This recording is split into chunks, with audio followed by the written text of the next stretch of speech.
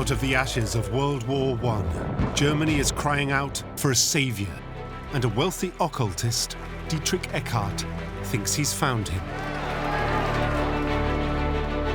He had the notion of a regenerated Germany, but how was that to be achieved? We need a messiah. Young idealist Rudolf Hess becomes a first disciple. This is the beginning of what almost becomes a love affair. A teenage wannabe soldier, Heinrich Himmler, finds the chance to fight for his crazy ideals. Mythological, racial, biological ideas will hold immense appeal, and he'll never lose his absolute adoration for it. And dashing war hero Hermann Gering discovers a cause to fuel his own ambition. He wanted Germany to be in his image. This small gang of misfits and heroes find each other in the violence and disenchantment of their broken nation, and their hunger for vengeance will inspire them to commit the worst crimes in history. And it's these men who'll go from fighting on street corners to end up taking over almost all of Europe in just 15 years. This is the inside story of Hitler's henchmen, the jealousy, power struggles and fawning sycophants that will create a monster and fuel the most brutal horrors of the Third Reich.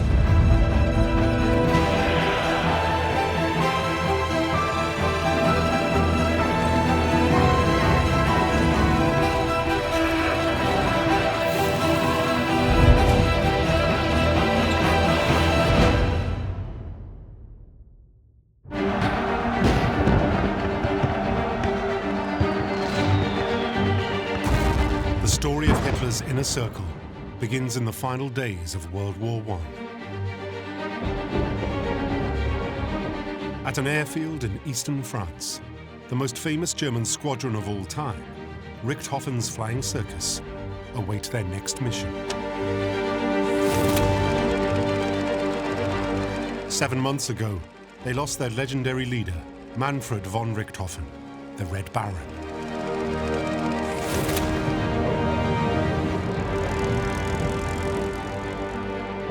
But a new hero has stepped in to fill the void. A fighter pilot ace named Hermann Gering. Gering is a national hero. In the First World War, he's been a fantastically brave infantryman, and then he becomes a pilot, and he becomes a brilliant pilot. He shoots down 22 aircraft. And for that, he deservedly wins Germany's highest honour, which is called the Blue Max.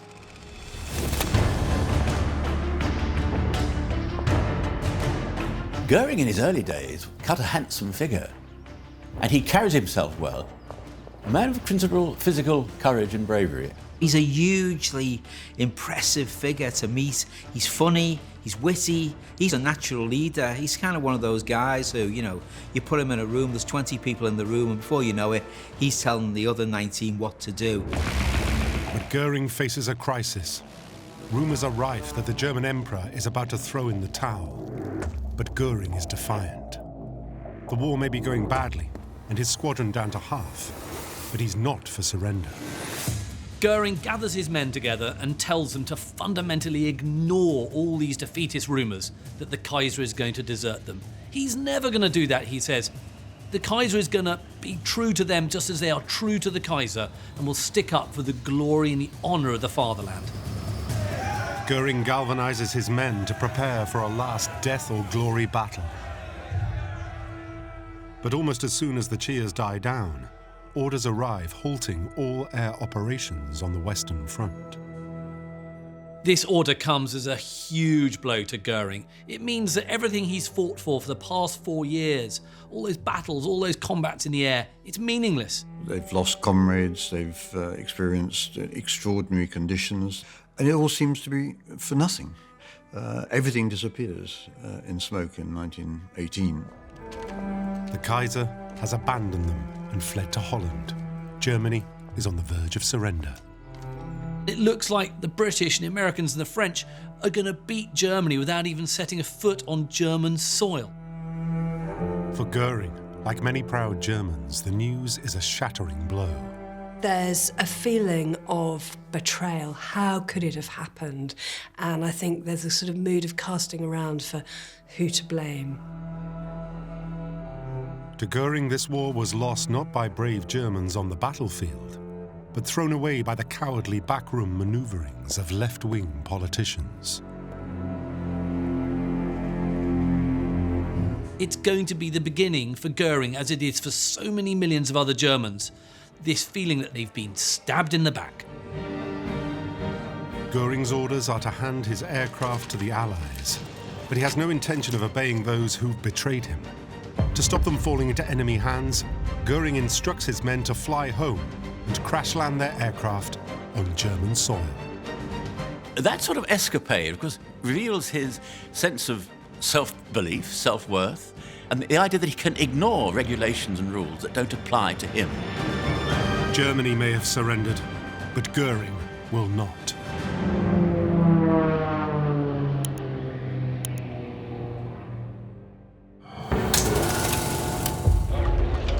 But the Germany Gering will return to is a nation in crisis. It was a total chaos in the country. When the German army was coming back, millions of people, they were unemployed. It was an unrest politically, but also economically. Poverty and starvation are everywhere. Law and order has broken down, and a socialist revolution is sweeping the country. The German intelligentsia are deeply divided between extreme left and far right-wing politics. And in southern Germany, the Bavarian capital of Munich is a hotbed of these extremist views. Among the city's outspoken right-wing elite is a 50-year-old Bavarian poet and dramatist called Dietrich Eckart. Dietrich Eckart is not a figure that many people would associate with the Nazi movement today, but he is in fact one of the most important figures within it, and it's him who arguably sets in motion the whole political force. Eckart is well known to be a heavy drinker, but having made his name and fortune as a playwright before the war, he's also wealthy and well-connected. He's a cultured individual, he's a well-known poet, he's able to articulate his views reasonably well. But those views are of the extreme far right. And in keeping with the times, his paper, Auf gut Deutsch, or In Good German, is a rabidly racist Jew-baiting sheet. Eckart also has connections with a secretive right-wing occultist group known as the Thule Society. The Thule Society was a really out-there group of people. One of the things they believed in was Atlantis. There was a race of people called the Aryans, who were almost superhuman in beauty and strength, all came from Atlantis.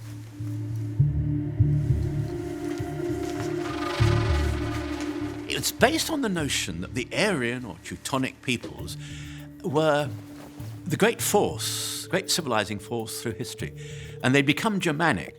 The German people, the Aryan Teutonic people, were the best because that's how fate, providence, nature had intended them. As bizarre as their beliefs seem, in the shattered German psyche, the notion of a once glorious past offers a compelling escape from the reality of humiliation. It's important in giving some shape to the Germans, some sense of their own historic identity. Germany as a state is only 40 years old. What bound them together was this strong sense that they wanted to discover the roots of Germandom. What did it mean to be German? But there's a dark side to the Thule Society myth.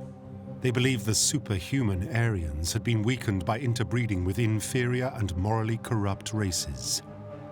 Now these inferior races are in control, and the chaos Eckart sees in Germany is the result. It's the scapegoat notion. What he's discovered, he claims, is that there is a worldwide conspiracy. Eckart fervently believes that the enemies of Aryan Germany are the Bolsheviks, the communists, and most of all, the Jews. The Jewish race is concerned to destroy all other cultures from within, by infiltration, corrupting the body from within, the bacillus within.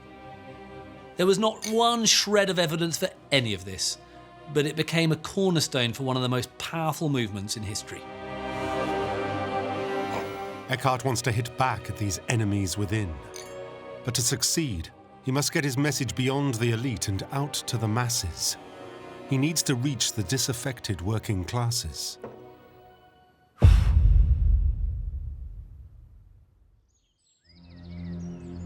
Meanwhile, with his squadron disbanded, Hermann Gering returns to Munich. He comes out of the war a heroic figure in the eyes of many, but with a burning sense of resentment, anger, frustration that Germany, after this great effort, this great suffering, which should have led to great heroic victory, has in fact led to a very humiliating defeat. And Gering tastes the humiliation directly. Street violence is rife, and former military officers like Gering are at the top of the socialist gang's hit list. He is attacked by thugs who try to rip the military insignia from his uniform. It is not the physical beating, but the flagrant disrespect for the uniform that will mark him forever. Goering's bitterness is just entirely magnified by the fact that his uniform and all the medals he's won are no longer marks and totems of respect. This would have been incomprehensible. It could not have happened a few months before, and yet here it is. What sort of homecoming is it for people like Gering? Unable to find work in Munich, the fighter pilot ace is reduced to scratching a living as a travelling stunt pilot. In early 1919, he escapes the mayhem and flies out of Germany. It's this compulsion to flee chaos that will become a feature of his future career.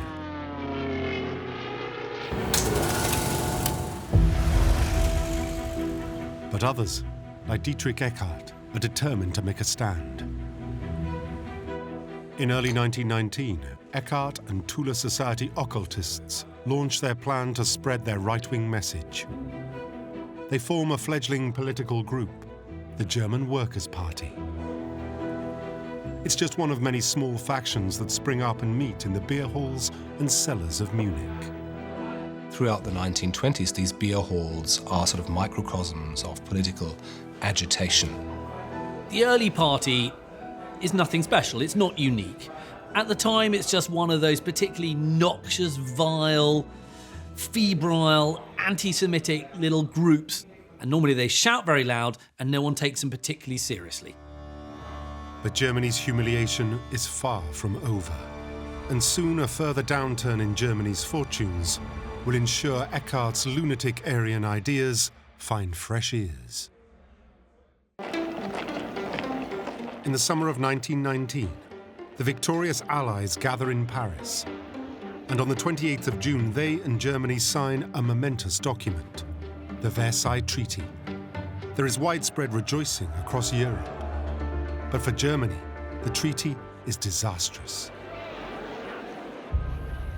It demands compensation and revenge for World War I. No one really anticipates quite how much the German people are going to suffer because of the strictures of the Versailles Treaty.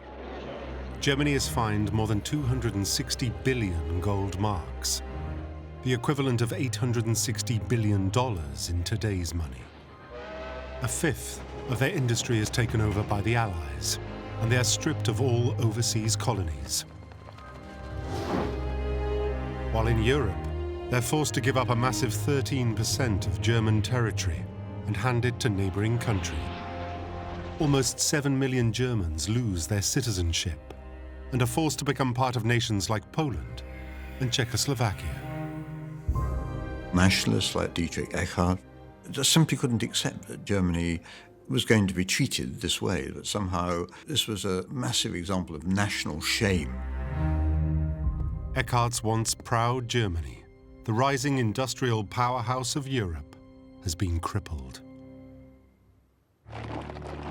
In August 1919, a new democratic government, the Weimar Republic, takes shape, designed to replace the autocratic rule of the Kaiser and his generals.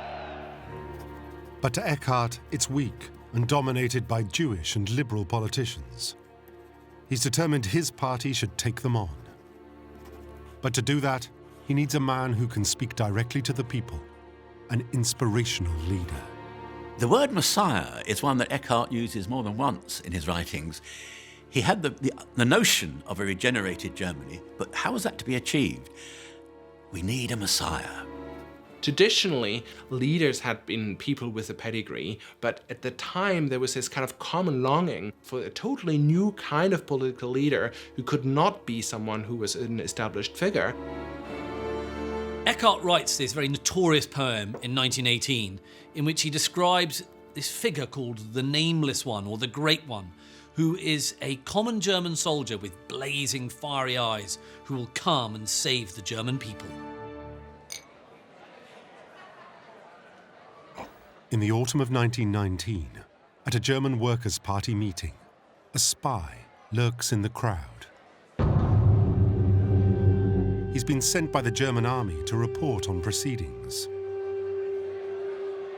But the young man finds the anti-communist and anti-Semitic opinions chiming strongly with his own. He finds that rather than spying on them, that actually they're speaking a language that he understands. Inspired, he stops taking notes and starts addressing the crowd. He realises immediately that his voice is compelling. The hall falls silent. He stands up and speaks, and everyone's incredibly impressed by this man who's speaking with such passion and venom as well. His name is Adolf Hitler. Eckart is transfixed. He actually jumps onto tables and gives these fantastically fiery pieces of oratory. And very, very quickly, Eckart realises that this is the man. He is the man who is going to lead them forward. In Hitler, Eckart sees the man to take his message to the people, to spread the Aryan ideals beyond the metropolitan elite, perhaps even inspire a nation. When they first meet, there's a mutual attraction. Eckart uses this notion of the Messiah and says in less dramatic terms, he's a man of great vision, Hitler. He's a man who can lead us. He can do things that other men can't. Hitler and him bonded, although in many ways they're very different characters, because Eckart was a kind of bon vivant and a smoker and a drinker, neither of which was anything that interested Hitler. What Eckart likes is that Hitler is a simple, ordinary soldier. And yet here he is up on a platform, able to articulate clearly ideas that Eckart can't really get across in quite the same kind of way. Eckart isn't the only person captivated by Hitler. In the crowd is a young university student, Rudolf Hess. Rudolf Hess is a man who's very young, very impressionable. But Hitler, when he sees him, he sort of hangs on his every word. From a wealthy family, Hess had been a brave and disciplined soldier during the war. He too had found refuge in the mythical politics of the Tula Society. And the moment he hears Hitler speak, he falls under his spell. He goes back home to his girlfriend and says, I've seen this man. His adulation for Hitler, he pours out to her in this long description of the skills and ability and charisma and messianic quality of the man he's met. This is the beginning of what almost becomes a love affair. The besotted Hess will become one of Hitler's first disciples and a founding member of the inner circle. He will soon be joined by others.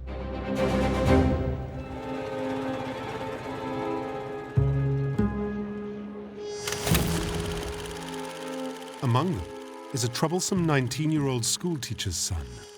His name is Heinrich Himmler. Himmler had turned 18 in the final days of World War I and had been desperate to prove himself as a soldier, but it was too late. One of the greatest frustrations for Heinrich Himmler is that he was just a little bit too young to have served in the war.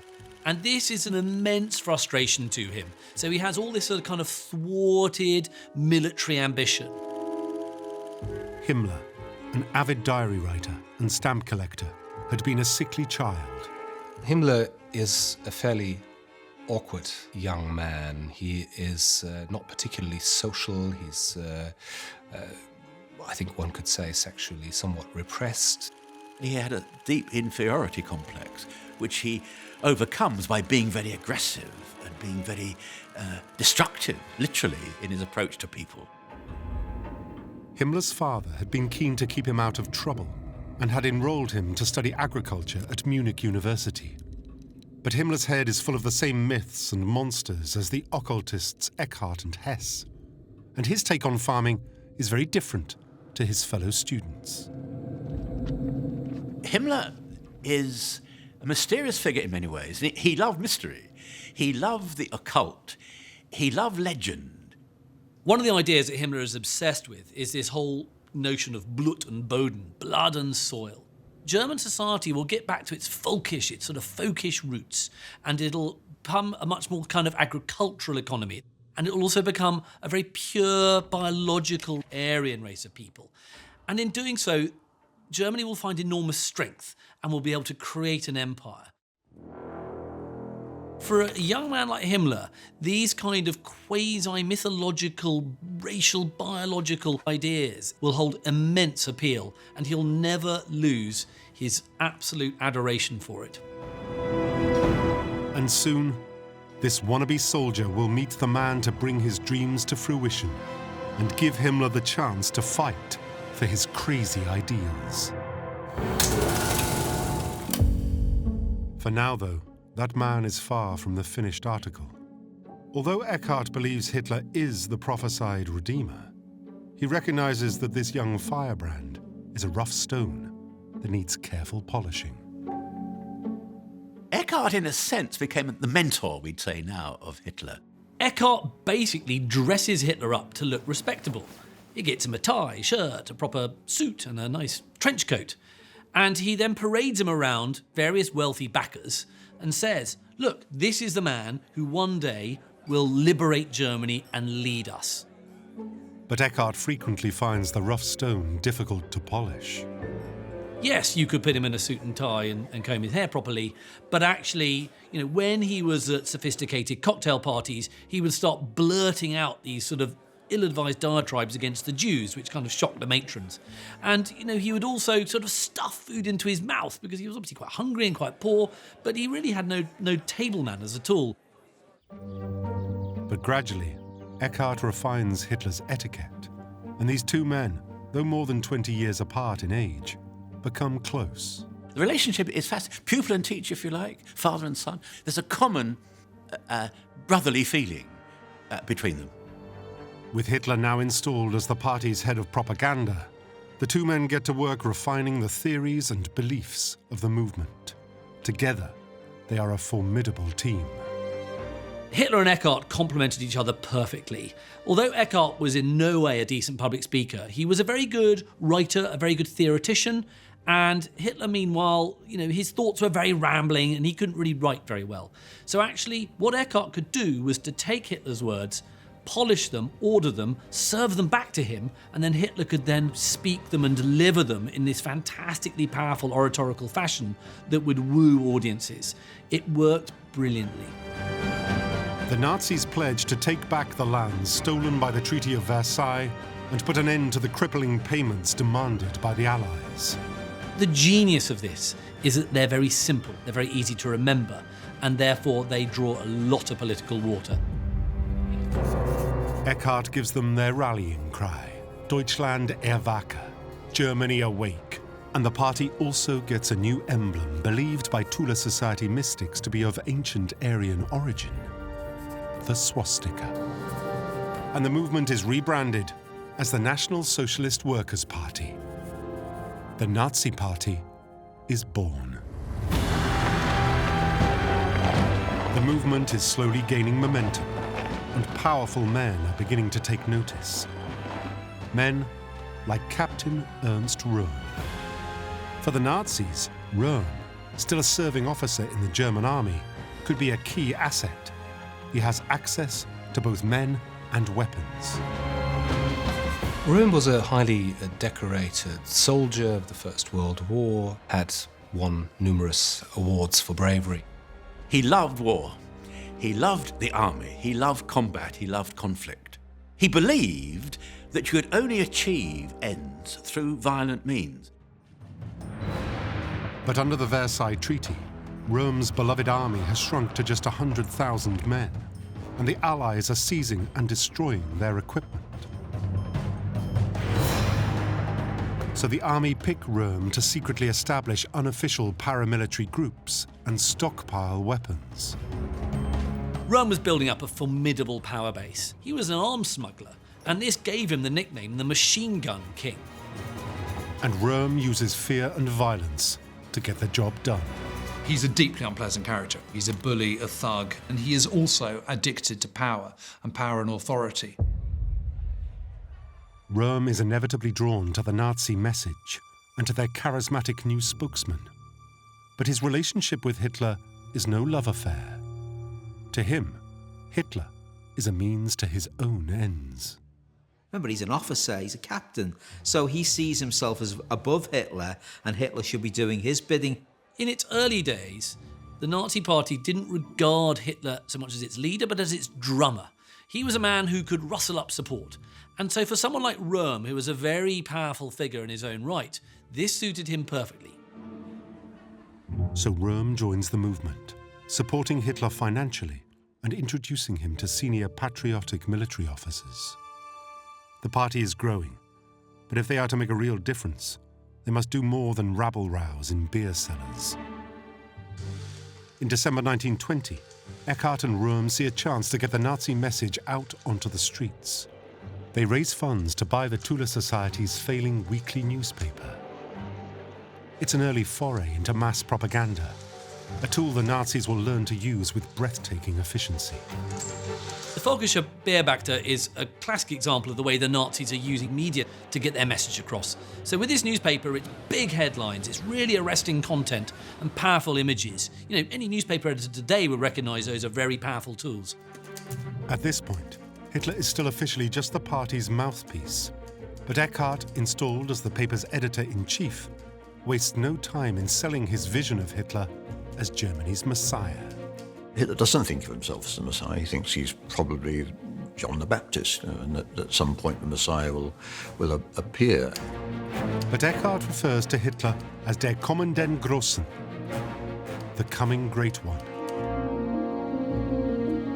ascribing to him the mystical powers of an Aryan mythical Teutonic chieftain. It captures the imagination of his readers, but also feeds Hitler's ego. He begins to realize, encouraged by men like Eckart, that he might be the person who will save Germany. Hitler really started to see in himself someone who had almost divine powers.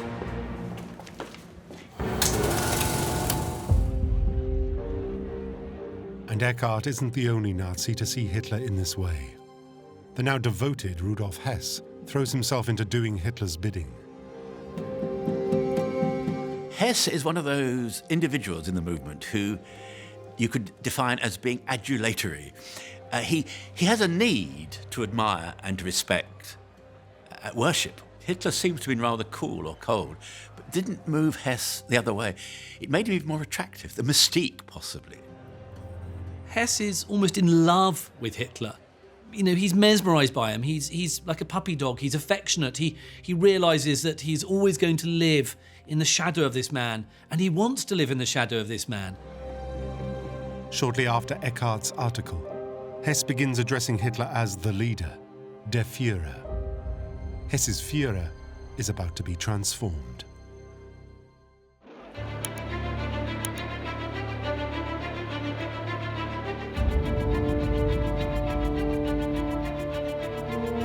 In July 1921, the Nazi Party is thrown into crisis. Eckart discovers that the party's official leader, Anton Drexler, is attempting to merge with other political groups. Hitler is furious. Why should their manifesto be polluted by other parties? He immediately resigns. But secretly, Hitler has no intention of turning his back on the Nazis.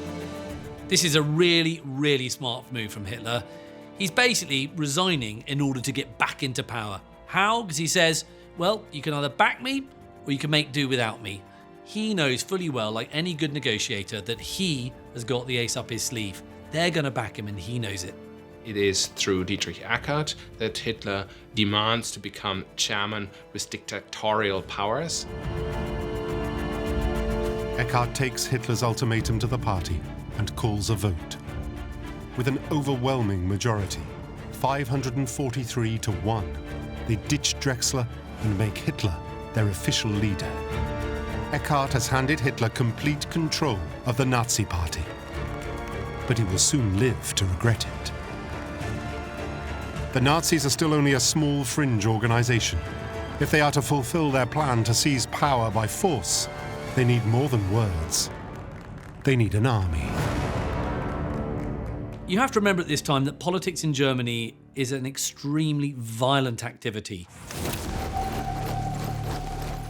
Ernst Röhm starts creating the party's own paramilitary force, the so-called sports section.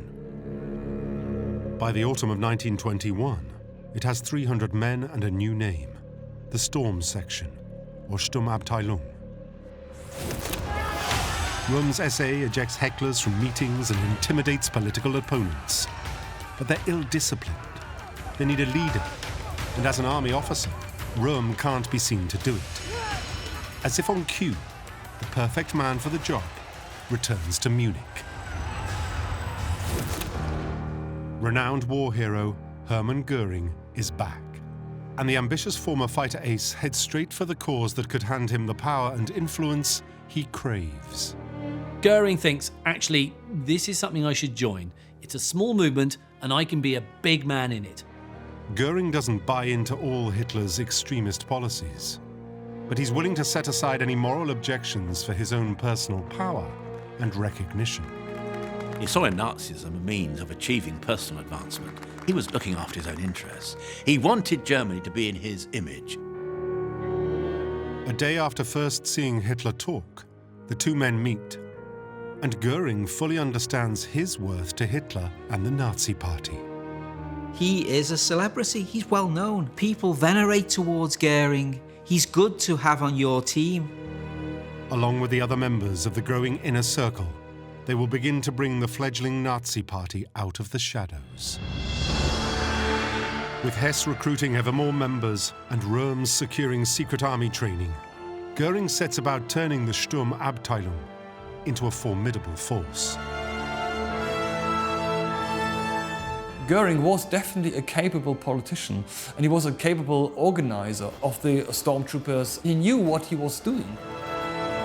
Hitler would later state, I gave him a disheveled rabble. In a very short time, he had organized a division of 11,000 men.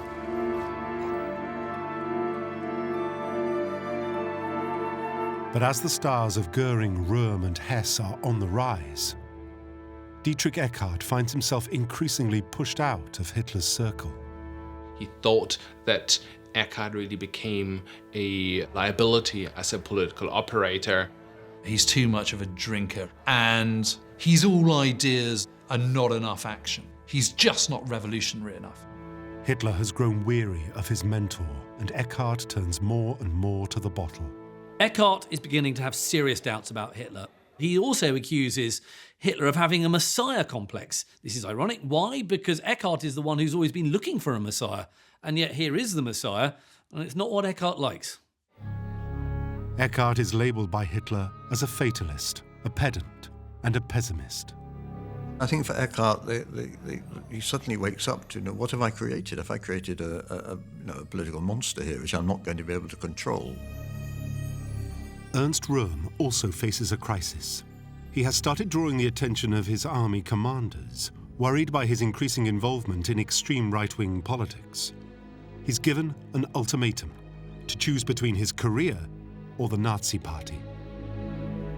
Röhm has a very clear choice between either staying in the army and doing his bit to help restore the German army to its former greatness, or he could go all in with the Nazis. It's a very, very tough decision for him to make.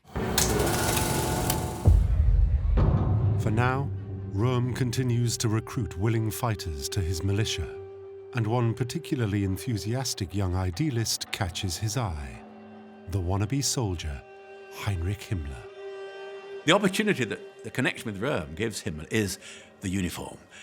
The idea I can be a soldier, a toy one perhaps in some respects, but I can be seen as a soldier. That's the attraction. Röhm introduces Himmler to the growing Nazi Party, and in August 1923, he becomes party member 14,303. At first, he remains under Röhm's wing. There are few indications that he will become the most murderous and feared anti-Semite of them all. The key players are now in place. All they need is an opportunity to make their mark.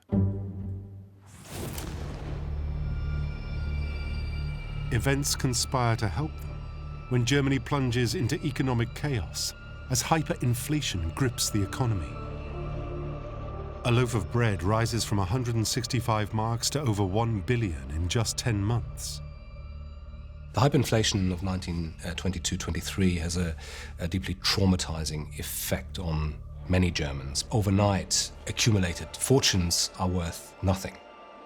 It's a year when many Germans just don't know what's going to happen. Is everything going to collapse around them? What is happening? How are you going to rescue Germany from this crisis?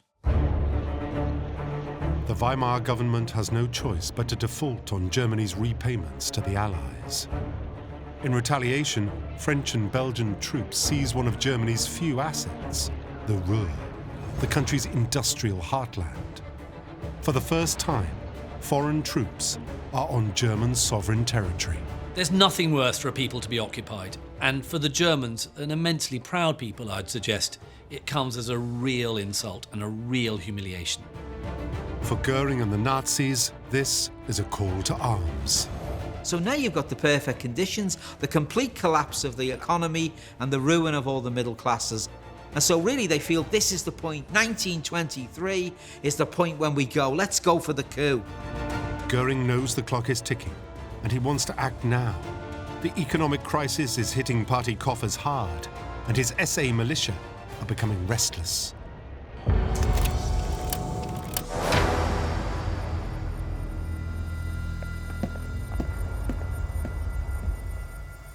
For Röhm, it's decision time.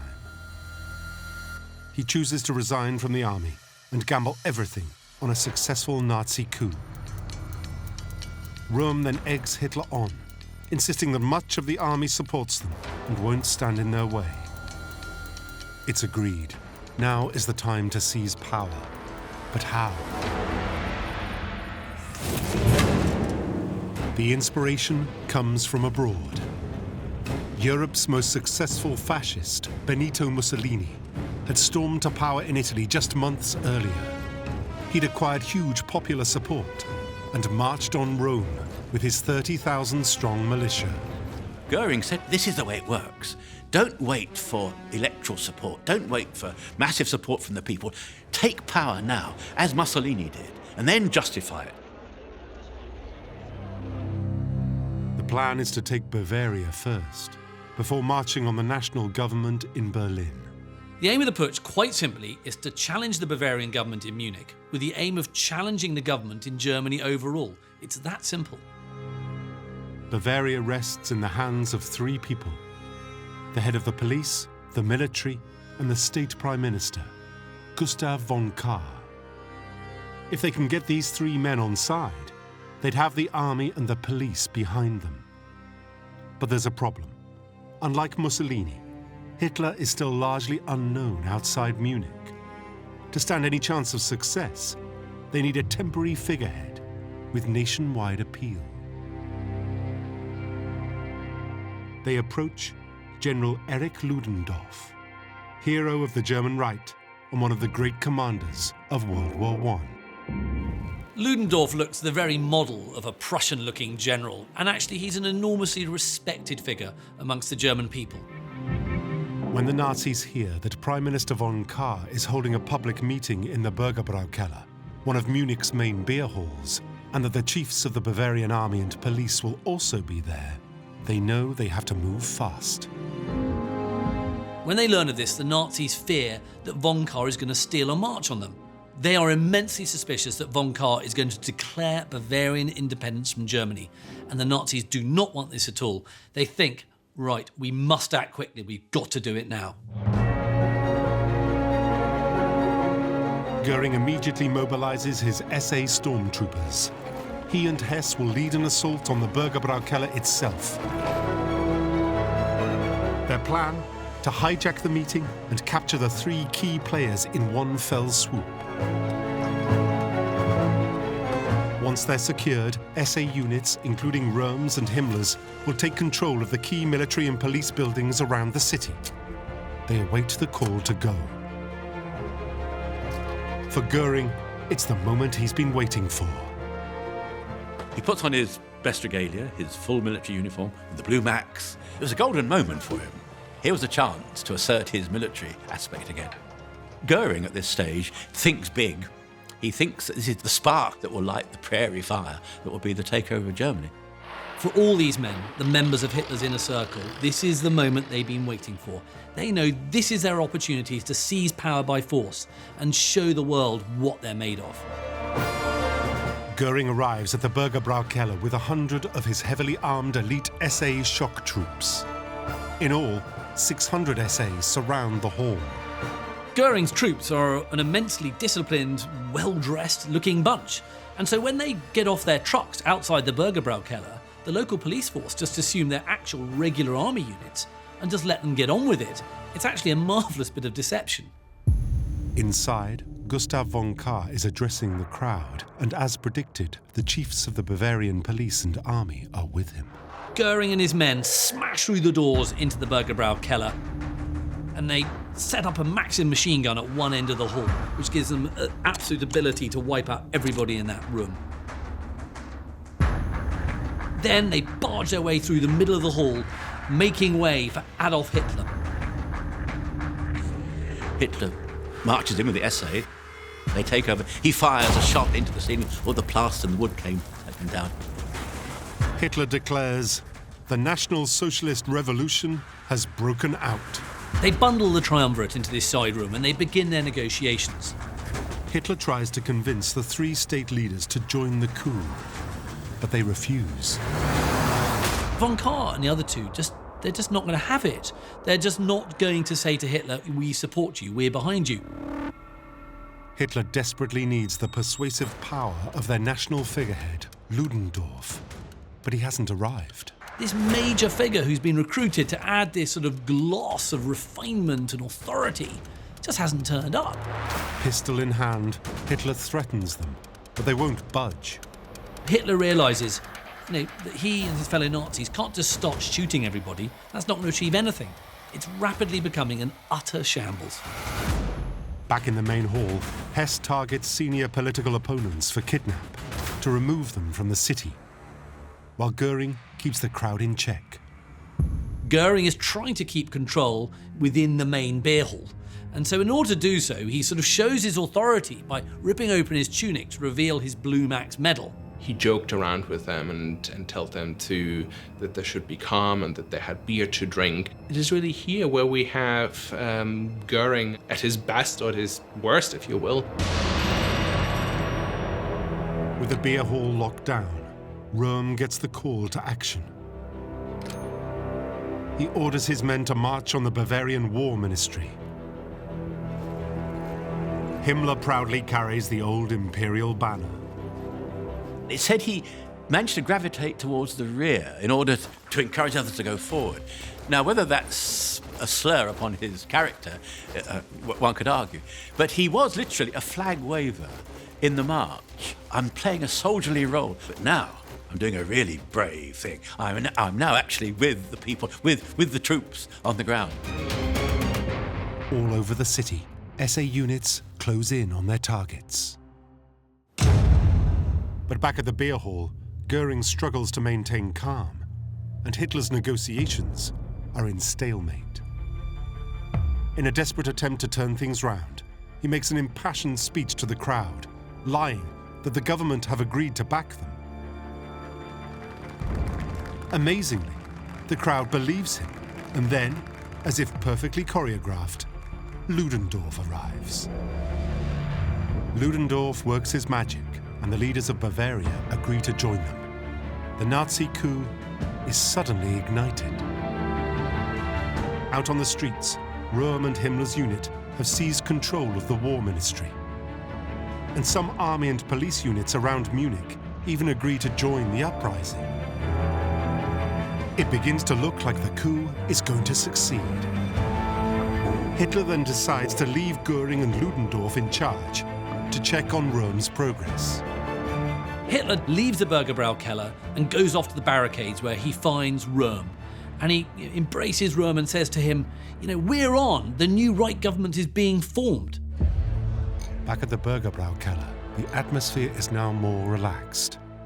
But with Gering distracted fetching drinks for his men, Ludendorff makes a grave error. It appears that Kahr persuaded Ludendorff to let him go. And Ludendorff said, OK, give your word that you won't back out. Von Kahr assures Ludendorff he won't betray them. He walks past Goering's drunken troops and leaves.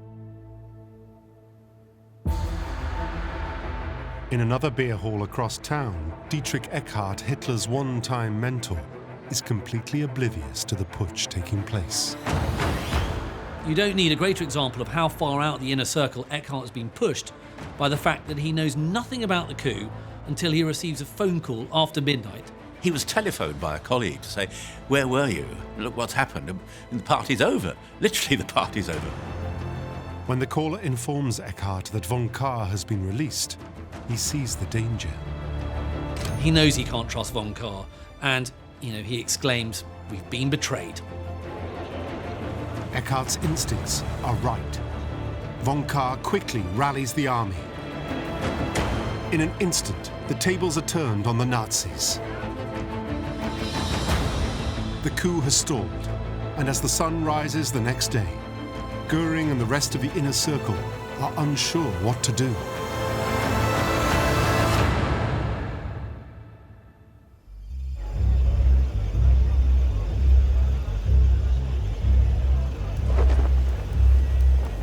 That morning, Eckart heads to Nazi Party HQ.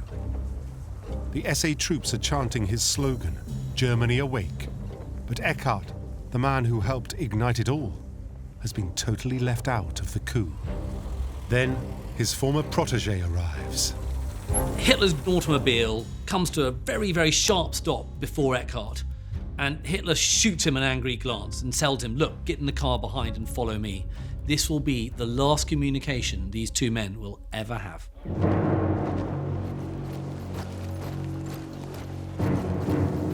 In an attempt to keep the coup alive, Ludendorff now takes the initiative. It's Ludendorff who seizes the moment and says, "We will march!"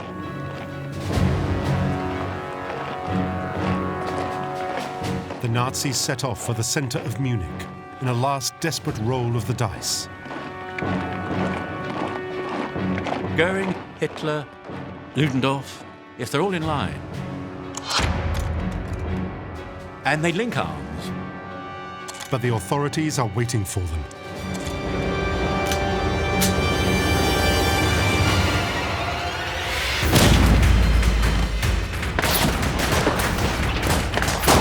Gering is shot in the leg and is badly wounded. Gering is shot, can't walk, or can he drag himself? They are caught in a narrow street. It's a complete shambles. The Nazis are utterly routed, and so they all have to flee. In the mayhem, 16 Nazis are killed and many more injured. And Hitler only just cheats death. A bullet narrowly misses Hitler by a foot.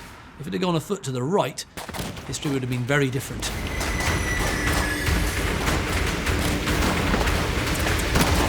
Eckart watches as the man he'd moulded as the Great One flees to save his life. The coup has ended in complete disaster.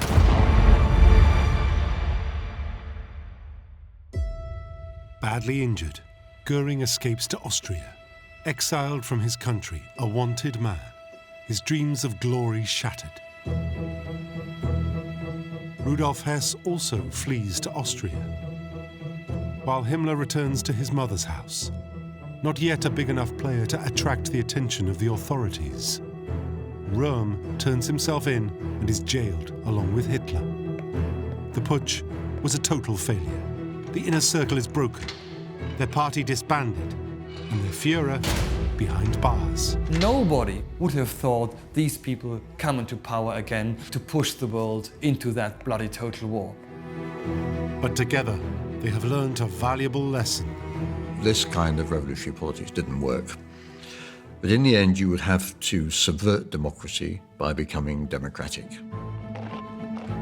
In the years to come, the failed putsch will be rewritten into Nazi folklore as a triumphant struggle. It's glorified. And any members of Hitler's inner circle who were there on that very fateful day have their place in the inner circle cemented. The putsch creates this bond of blood between future senior figures of the Third Reich. But Dietrich Eckart won't live to see the rise of the Third Reich. Just 6 weeks after the failed coup, he lies dying. Years of alcohol abuse have taken their toll. His final words are prophetic. Follow Hitler. He will dance, but it is I who call the tune. Do not mourn for me. I shall have influenced history more than any German. Here we have quintessential Eckart and presents as himself as the kind of puppet master who had been the real person, the real architect of the new Germany that was to come. Eckart's untimely death ends that first dramatic act in the Nazi movement. But the legacy is there. Eckart is never going to know it, but in public at least, Hitler will always respect him, almost as a permanent member of the inner circle.